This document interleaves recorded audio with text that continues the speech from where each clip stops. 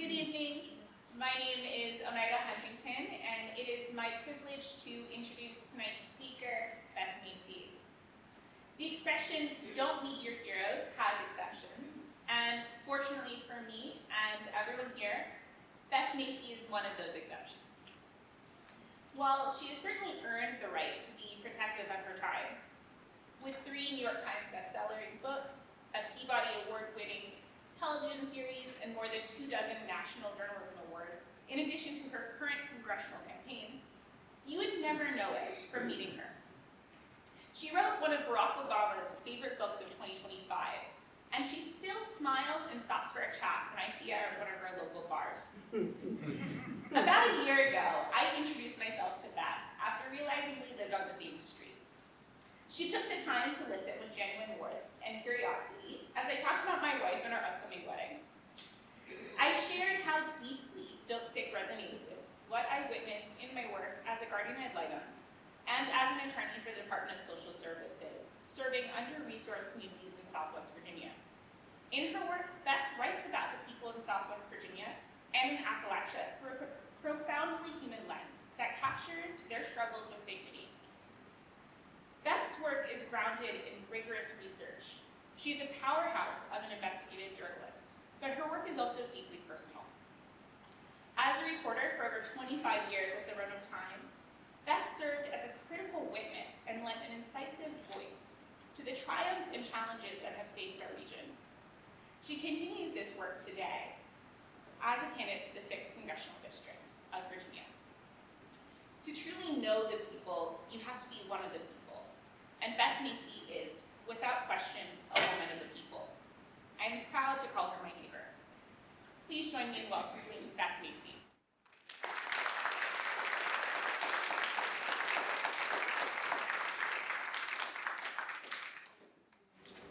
Hey everybody, thank you for coming out. Thanks to Tracy and Walt and Roanoke Indivisible. Katrina Hill is here with Rainy Day Reads. That was a beautiful introduction by Anida. What I'm going to do is talk about the new book, and I'll talk a little bit about the campaign at the end, and then I'll open it up for questions, if that sounds good. That's me. Quite a helmet head of hair there. So I grew up in Urbana, Ohio. It's about an hour west of Columbus. It's a small town, about 11,000. It's in the county where 4-H was created, so that tells you a lot about, it was a farm area. And the well-to-do kids were the farmers. I was the factory people. I was the youngest by far of 4 children. My oldest sister is 15 years older, and I was the midlife accident. The doctor told my mom I was an ovarian cyst.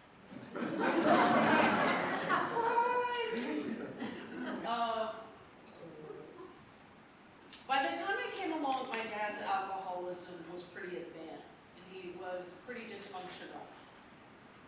He was, no nice way to say it, he was thought of as the town drunk. My mom worked at the factory that sort of dominated the town. It was called Grimes Manufacturing, run by a man named Old Man Grimes, who was also the town mayor for a time. And Grimes Manufacturing made the navigational system that are still in use today for airplanes. There were times when we were so poor that my mom would talk about the gas man's going to come and turn off the heat in the winter in Ohio during the blizzard of 77, I think it was. It might have been 78. We ate government cheese. Does anybody know what government cheese is? Okay. So, kind of yellow, big block, it's in a box in the fridge. And I told this story the other night at an event, and somebody goes, government cheese made the best grilled sandwiches. Grilled cheese sandwiches. It sure did. And that was our house. My grandma Macy lived next door, my dad's mom. And she owned our house, which at times kept us from being homeless. And she taught me how to read when I was 4. So by the time I got to kindergarten, I could read, I could write my name in cursive. I didn't know how to print. That didn't make the teacher happy. She was supposed to print first. And she spoiled me rotten. It was like having my own head start. She was so sweet. She really spoiled me. And so when I got to school, I realized that maybe my shoes weren't as nice as the other kids, but I literally had a head start. I was ahead of the kids already, which is why I'm such a proponent of universal child care and things like Head Start, which have been cut in the big level bill passed last summer. My mom is hilarious, was hilarious. That's her holding me in the driveway. She was my first proofreader. She was a great reader of books, like library books. Never bought a book. Didn't even buy my books. I gave them to her, but why would you buy a book when you go to the library and get it for free? She was my puck seater, my maker of waves. She was feisty and frugal, and I'm going to read just a little section about her just to kind of set you up. My mom tried to make up for Dad by working her tail off and loving us roughly, but well. When I complained of boredom, she told me to go play in the traffic. Did anybody else sponsor that? There was very little traffic on our street. I learned to cuss by watching her struggle to light the natural gas pilot on our rickety clothes dryer with a match rubber banded to the end of a yardstick. Later, during my first reporting job for a weekly newspaper in Columbus, I made $235 a week before taxes, and it was Mom who schooled me on the poor people's art of check kiting. And it was kind of like before payday loans were a thing. You could mail your check to yourself, to your hometown bank, and somehow you got 3 extra days, right? I don't think I could do it today, but she told me how to do it. At my first daily paper in Savannah, Georgia, I earned so little that I couldn't afford to use my crap health insurance benefits. For my confidence-killing case of adult acne, a dermatologist prescribed medicine that cost more than $100 a pop, until Mom, who was then in her 60s, and she worked as a Honda subcontractor. It was actually a state job. She test drove cars really badly. She was always getting in trouble for digging into other cars or speeding. She figured out an end run to get me my Accutane for my acne. What she did was, she had a niece who worked as a medical receptionist and got my mom a prescription for Accutane and mailed it to me in Georgia. Cost $0. When I mentioned being homesick, a little medical fraud, she's dead, it's okay, right? I've got some nurses here, is that okay? When I mentioned being homesick for Ohio's glorious autumns living in the coastal South, where the trees didn't even change colors, they just turned brown one November day and fell, Mom mailed me a box of fallen leaves from the sprawling buckeye tree in Grandma Macy's front yard, with instructions to burn them, something she did every year. I did, the smell was intoxicating. Throughout the 70s of my youth, when the economy tanked and layoffs descended, Mom picked up under-the-table work waitressing and babysitting. A sucker for babies, dogs, and chocolate, she made noodles by hand and whipped up fudge and cakes without a recipe, not because cooking from scratch was healthy or cool, but because it was cheaper than the popular prepackaged items most of my friends made, just like library books. And I love me some library. We never went on vacation, not once, but one time we rented inner tubes and floated down the Mad River after Mom carefully tucked her cigarettes inside a plastic baggie. When a current tipped her over, she lost her bifocals, while her cigarettes stayed safe and dry. Something we laughed about long after she quit smoking and became a hardcore anti-smoker. When my second oldest sister, Cookie, became a single mom of 3 after her second divorce in the mid-1970s, Mom somehow found room in our cramped cottage for 4 more souls. There was never a morning when Mom didn't play short order cook, making French toast for my nieces and a bacon sandwich on toast, a smear of mayo for me, wrapping it in a paper towel so I could eat it on the way to school. I was perennially late and also, then as now, not much of a morning person. Mom would deadpan, "Good morning, Glory," handing me the sandwich. Bacon with a side of sarcasm, that was our love language. So, a quick story I love about Mom was that on her last, she had dementia, and on her last Valentine's Day, I mailed her a card to her memory care unit in Ohio. And was Tuesday, and on Saturday I called to check in, weekly call. And I said, did you get my Valentine? And she said, no. What did it look like? She didn't remember. And I said, well, it's a big manila envelope. It had a card inside. It had a big bar of chocolate. She shot back, if you had sent me 2 bars of chocolate, I would remember. So really feisty. So this is Claiborne Pell. Anybody, does that ring a bell with anybody? Okay. Rhode Island senator, multi-millionaire at birth, lived on a waterfront mansion in Newport, and yet, at the tail end of the war on poverty, had the presence of humanity, shall we say, to invent what he called the GI Bill for everybody. He wanted it to be so that women and African American people could go to college, just as he and his ilk were able to do, and as the GIs returning from World War II had done. So the idea came to him while he was skiing down the Swiss Alps. I told you I never went on vacation. I've never been on a ski slope. Poor kids don't ski. And when the kids show up from their ski with their little ski lift tags hanging from their jacket, we don't like that either. He was trying to figure out how in the world could we figure out who would qualify for a Pell Grant and who wouldn't.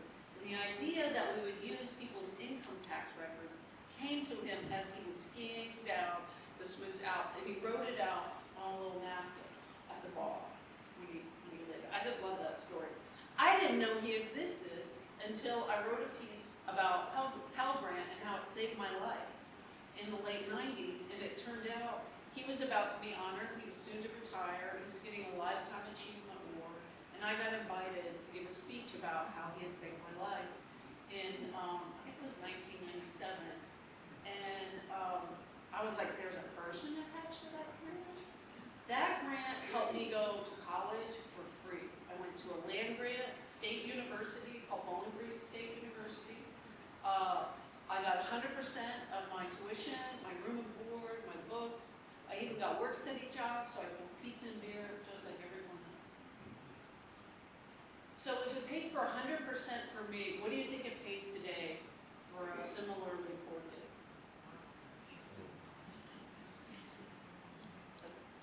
It pays 30%. So basically, 10 years after I graduated, we had taken away the right for poor kids to go to college, unless they were willing to go into substantial student debt. We basically, beginning in the early 80s, Republican and Democrat leaders alike stopped thinking of higher education as a public good and privatized it to the tune of $1.75 trillion in individual student debt. Does anybody have a relative that pays $800 a month or more for their student loan? Yeah, we've got nieces and nephews. It's crazy. It's like a mortgage. So this is my family. Some years back, I was in college, and that's me in the red, my siblings, nieces, and mom in the middle. I'm in the only one in this photo to have voted for Obama by Harris. I'm the only one that gets my news from the New York Times, the Washington Post, the Roanoke Times, the Rambler, the Cardinal. The others get their news from Fox or Newsmax, and I'll talk about that, about how that happened in a little bit. But I started noticing, as mom was diagnosed with dementia in the mid-teens, I couldn't have a conversation with my relatives without politics coming up. And this was new at the time. We now know that 1 in 4 Americans is estranged because of politics. But back then, I would saunter into my sister's house. She'd be right around the corner from mom. And I would say, hey, John, how are you? To my brother-in-law. And he would go, deplorable. Trying to get me in the debate.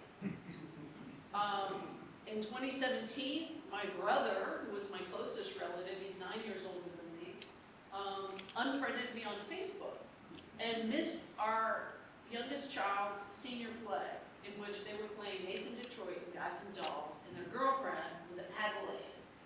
And Tim had been to all the plays before that. And he said, well, I unfriended you, so he missed the invitation because of all the liberal shit you post. And I'm like, I post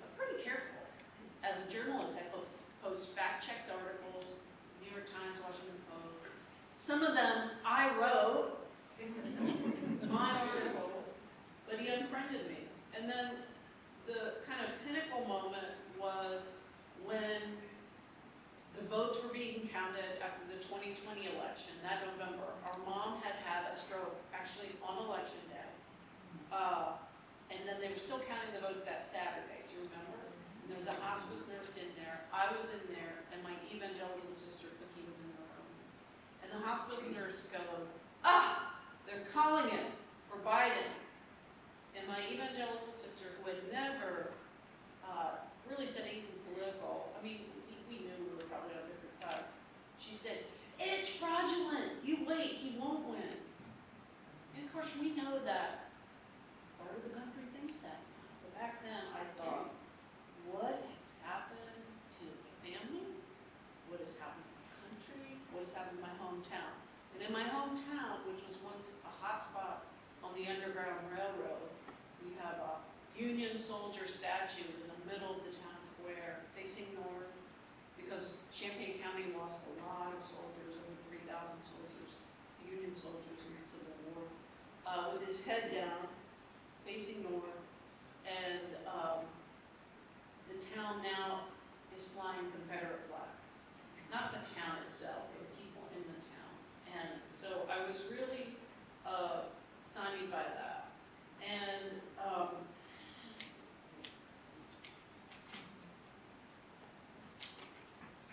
I decided that I would write a book about it. And I wrote a piece first for the New York Times about Mom's death and the deathbed scene I just told you about.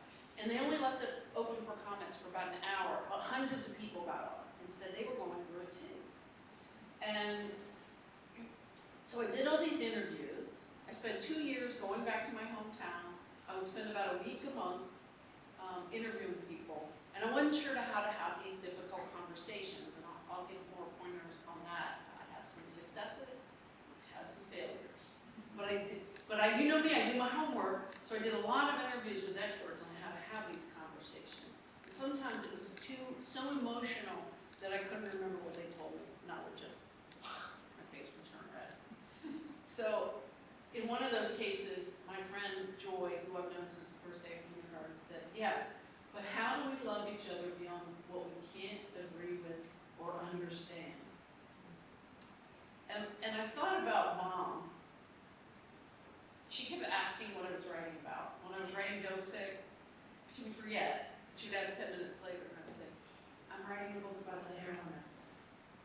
And then 10 minutes later, she'd ask, I'm writing a book about the heroin. And then finally she goes, you should write a love story. And so that's what I think I've done. I tried to show up with my family, with my friends, with the people in the town, in person, with respect. It wasn't always easy. So, one of the ideas I had, my editor said you need to find 4 or 5 main characters, and he called them my horses. He said, you establish them early on in the book, and then you get your horses running. You know? Horse A is going to come back in chapter 3, and maybe again in chapter 7. Horse C turned out to be my ex-boyfriend. I hadn't talked to him in 38 years. He was once the most liberal person I knew. He was a deadhead. I don't know how many Grateful Dead shows he went to. That's him on the left. And I reached out to him 38 years later. I texted him one Saturday and I said, hi, it's Beth Macy. Blast from your past. I write books now, and I'm writing a book on polarization, and I understand through a mutual friend that you have changed your views. Would you be willing to talk to me? So thus commenced about 10 hours of interviews over the period of about 8 to 10 months, wherein he explained how he had gone from the far left to the right of the right, and when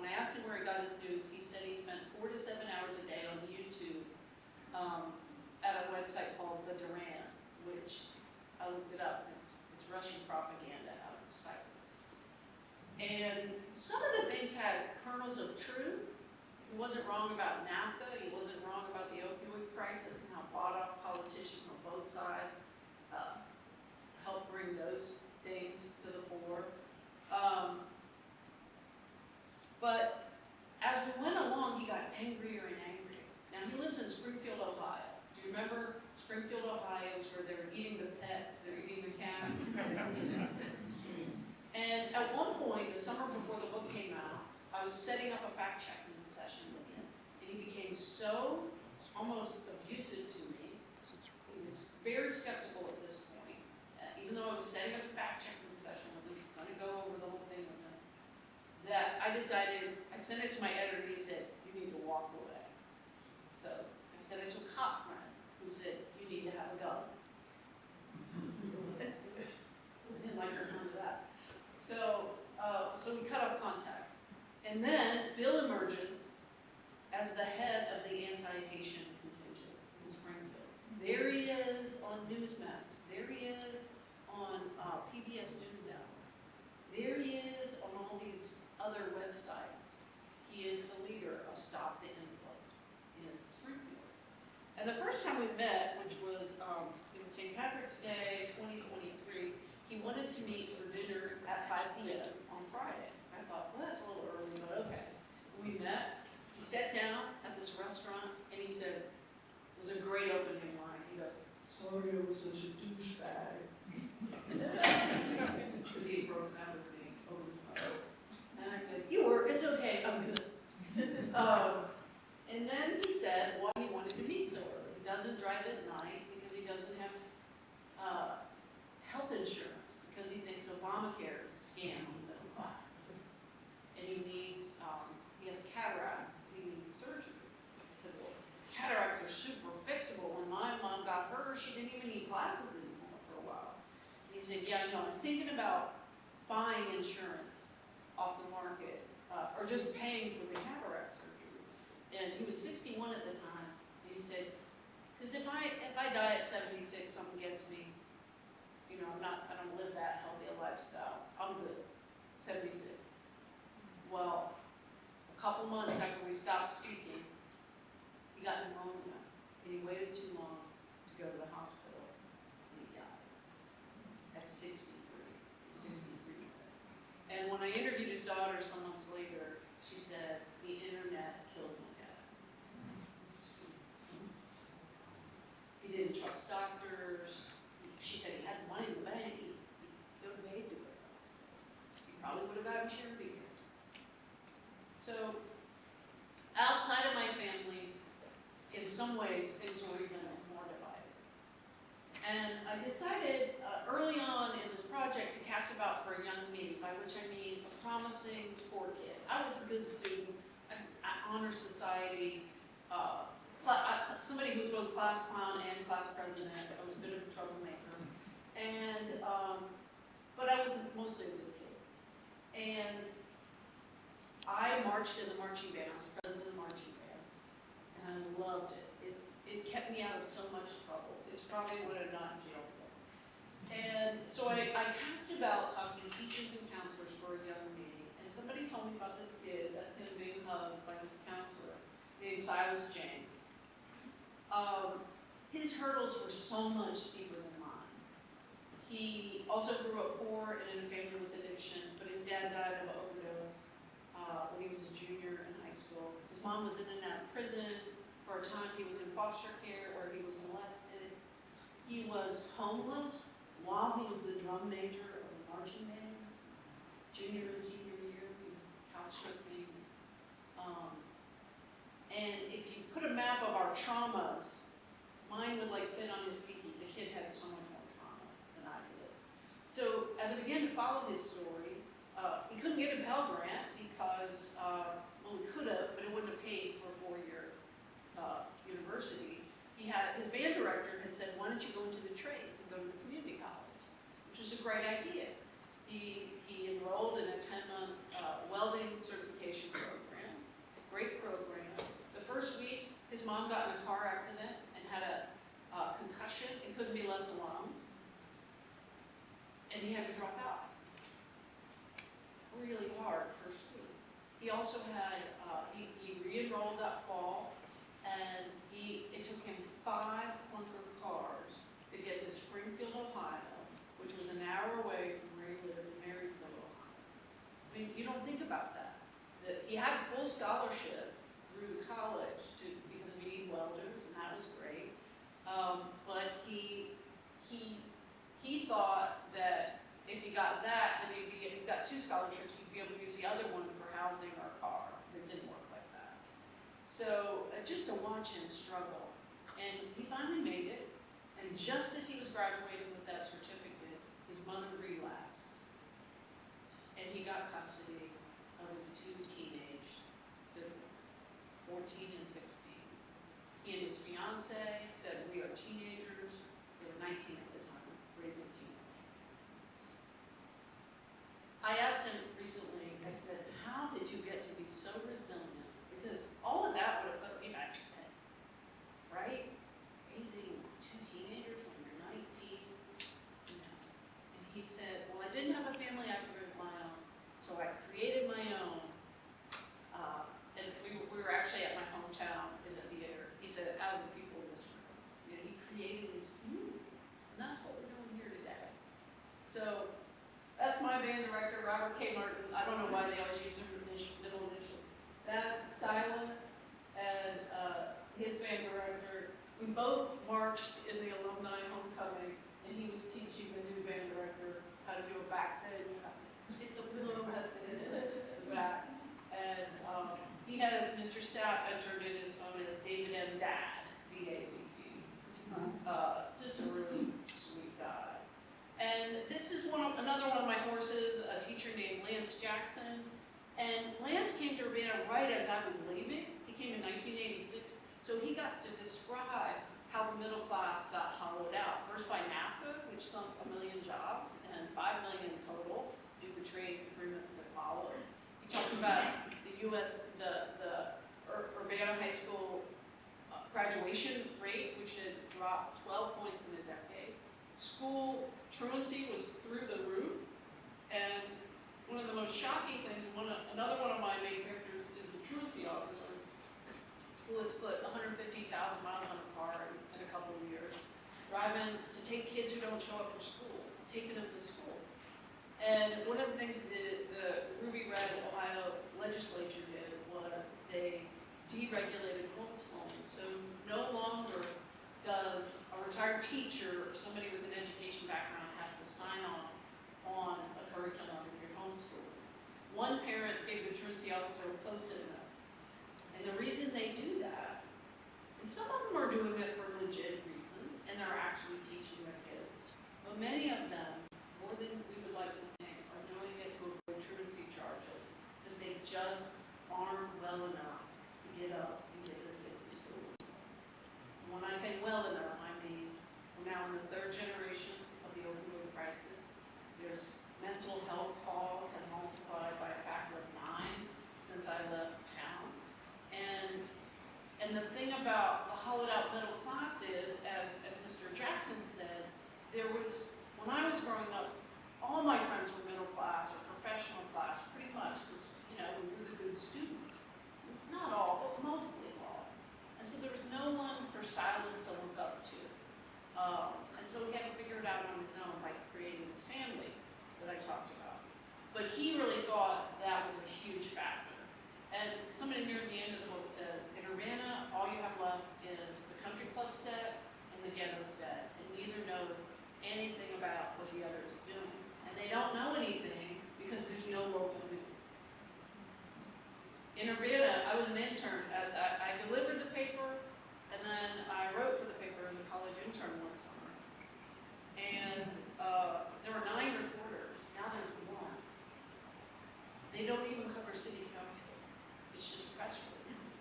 So the amount of fraud and corruption that goes on in small places when it's unchecked, it's terrible. So the Roanoke Times, when I came to the Roanoke Times in 1989, I was 25 years old. My hair was dark. And we had 65 reporters. Guess how many reporters they have now? 6. 4. Now we have Cardinal, which has 13, I think. We have the Rambler, which has 3 or 4. But if you read them all, which I do and I recommend, you only get about 1/3 of what you once got in the Roanoke Times. And we know that Trump won 91% of the counties that lack a legitimate source of fact-based news. People are just simply going to Facebook and it's the algorithm, right, that's feeding them. And this is how we got to a place of facts spreading 6 times faster than the truth on social media. So, I told you about my brother who unfriended me on Facebook. That's him. We patched it back up. This is one of my happy stories, one of my success stories. So, we didn't talk to each other for a couple of years.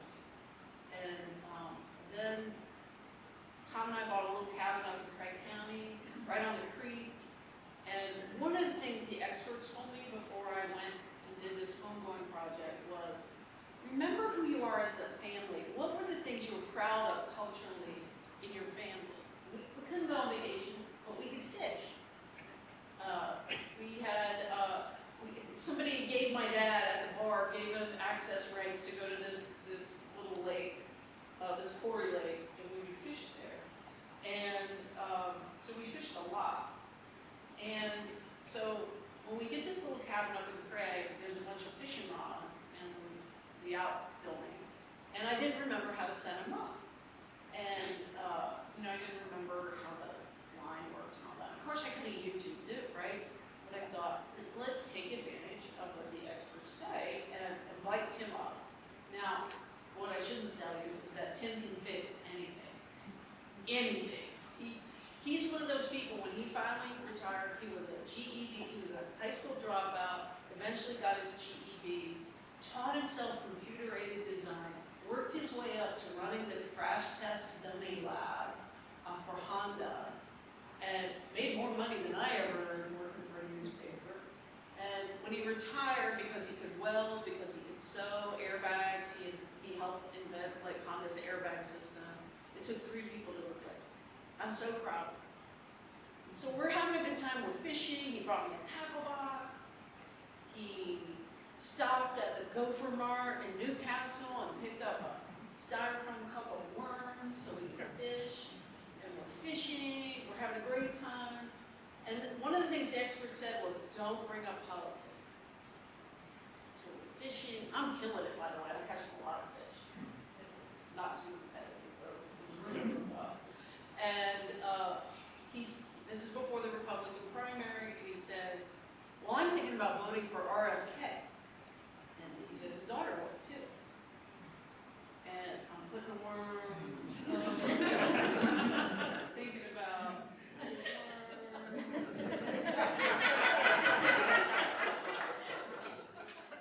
And I say, don't take the bait, Macy, don't take it. I didn't say anything. And then later, one of the other things we like to do in my family, we play cards, we drink beer, we eat a lot, we love food. Later, we're eating out on the deck, we're having a beer, and Tim has been following our youngest child, Sasha, who had recently come out as non-binary. They are in a band called Palmyra, and doing really well. And Tim said, but he didn't know what non-binary meant. He said, well, tell me about it. Does he still date girls? And I said, yes, they're dating a young woman now, yes. And I mess up the pronouns too. And part of why I didn't go 0 to 60 like I did with my evangelical sister when I interviewed her, and she said, your queer kids are going to hell, was he said it in a nice, curious tone. And he wasn't being judgmental. He just wanted to understand. He was out in the country outside of Bellefontaine, Ohio. He's never known a non-binary person. I don't even know if he's known a queer person. And so we just explained it. And then he starts listening to more Palmyra. And then he starts driving 8 hours to watch Palmyra the band. I mean, he came to their album release party, 800 people, standing room only, at was it the Paramount or the Jefferson? Jefferson in Charlottesville. And he sat in the back, he has a bad hip, tapping his toe, happy as a clam, and then he's just become a super fan on Facebook. So that tells you a lot about how we need to put work into our relationships. We might not be able to convince Uncle Stanley to see things the way we see it, but there are some things we can do. And I'm just, it all starts with extending grace and centering mutual histories. They said, what are the things about your family that you love, and not bringing up politics. One of the things I think we should do, and I write a call to action at the end that I'll read from in a little bit, is to help the mutual aid groups that are being impacted hardest by the cuts. A real lesson, a real bright line in this book was the sense that people don't trust public education anymore. We've got to fight that. At the youth center in Urbana, which used to be the library that my mom, dad, and I walked to all the time, was just down the block from our house. It's now the youth center, which is helping all these kids get a GED who have dropped out. It happens to be run by a man who is married to his husband. And the rumor mill is just terrible in that little town about it. He got his state funding pulled because the mayor told everybody he was grooming people. So, one of the things that we're supposed to do when we're having these conversations is not to go 0 to 60. I told you I wasn't always able to do it, but to listen, to mirror back the best of what you think they're trying to say. So when my friend Joy said, I hear that children are identifying as cats and bringing litter boxes to school, you're not supposed to roll your eyes like I did. I could have said, I understand. What I hear you saying is you're concerned about the way kids are being educated. And that might have opened up a conversation. It might have eventually led to a crack of empathy, which I had with my sister, but not always. I think we all need to monitor our own media diets, support local fact-based news. One of the things to acknowledge is that these conversations are really hard. They're just hard. They're really hard. This is hard, scary stuff. And with my sister, when she was asking about her older son, and, I said, well, what would you have done? I did the best I could with what I knew at the time. I'm proud of the way I handled it. What would you have done? Be vulnerable. And then I say at the end of the book, I'm not going to read it, we need to run better people for office.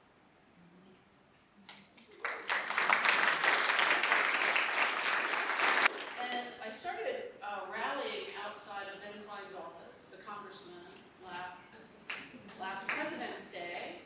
Our friend Richard Gooding started Roanoke Social Circle, and at the end of the very first rally on President's Day, somebody said, how about next time we're outside the pop building, how about next Monday we meet up and outside of Ben Klein's office? So I think this was the 60th week, 61st week. They haven't missed a one. I've been to about half of them. We collect food that we distribute to the thinning food pantries.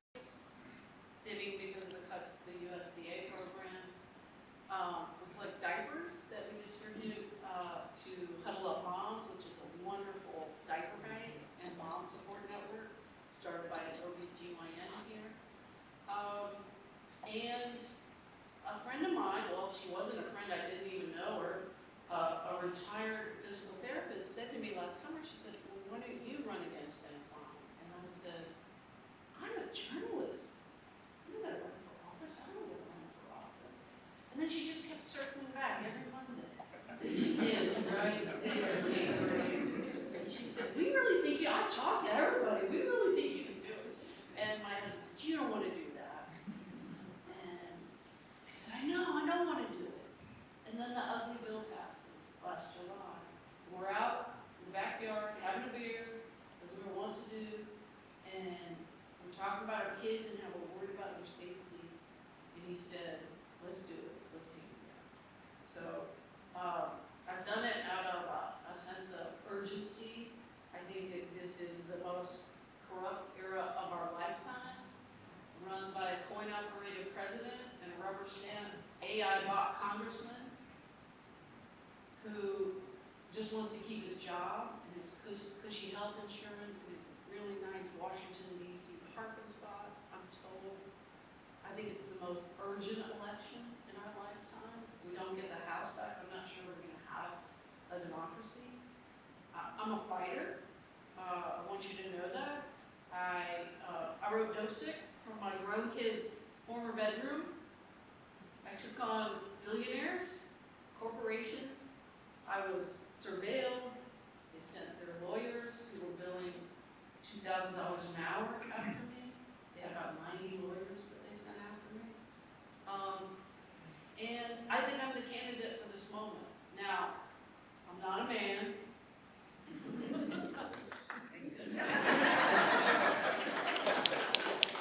I'm not a politician. If you notice, like I talked about NAFTA, I talked about the defunding of higher ed. I haven't gotten to this yet, but the deregulation of big tech and what they're doing with these data centers and AI, y'all, that is scary, scary stuff. We have got to get a head out of that. So we can't be running our government according to what these big tech billionaires want. We have got to get in guardrails for this. So I lived the life of a working class person. I spent the last 40 years of my career documenting the lives of working class people. My first book, Factory Man, was about the aftermath of globalization in Henry County and Martinsville. And I think if you took Factory Man, the work about globalization, the work about the opioid crisis, and then what happened to the environment of our news, I think that is what brought us Magna. And I am deeply invested in those topics. I've been writing about the opioid crisis for the last 15 years. I'm not going to get out there and be the best voice on international relations, but I dare say that I probably know at least as much, if not more, than the 435 members of Congress about healthcare and how to fix the opioid crisis. So I think Democrats have got to stop coming to a knife fight with a sport. That's right.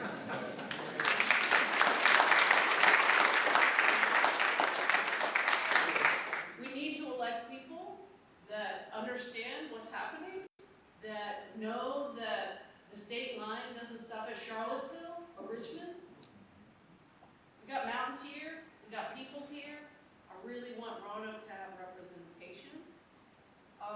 We need a leader who knows the taste of government cheese and who knows that with which she speaks. And I got one quick picture from the launch. We launched in November. We have early endorsements from Governor Spanberger, Senator Kane, Congressman Ro Khanna, Mayor Joe Cobb, a number of local elected officials. And you all know about the redistricting. We can talk about that if you want. We've raised $1.1 million. We're going to announce that tomorrow. And the cool thing about that is we've raised it, it's mostly small donors. I have no billionaires on my speed dial. And the average donation is $72. So pretty proud of that. And then just to cap it off, last weekend I get a picture of Silas and his husband Matt on the front porch with the two teenage younger siblings. They bought that house.